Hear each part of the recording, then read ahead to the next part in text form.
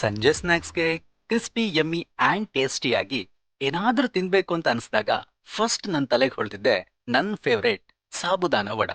ಚಲೋ, let start. ನಾನಿಲ್ಲಿ 1.5 cup ಸಾಬುದಾನ ತಗೊಂಡು 3 to 4 ಟೈಮ್ಸ್ ವಾಶ್ ಮಾಡಿ 6 ಅವರ್ಸ್ ನೆನ್ಸಿಟ್ಕೊಂಡಿದ್ದೀನಿ.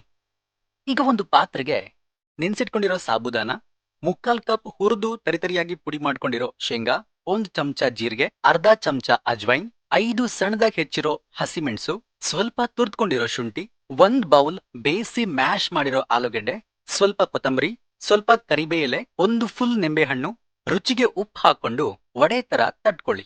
ಈಗ ತಟ್ಕೊಂಡಿರೋ ವಡೆನ ಮೀಡಿಯಂ ಫ್ಲೇಮ್ ಅಲ್ಲಿ ಗೋಲ್ಡನ್ ಬ್ರೌನ್ ಆಗೋವರೆಗೂ ಫ್ರೈ ಮಾಡಿ.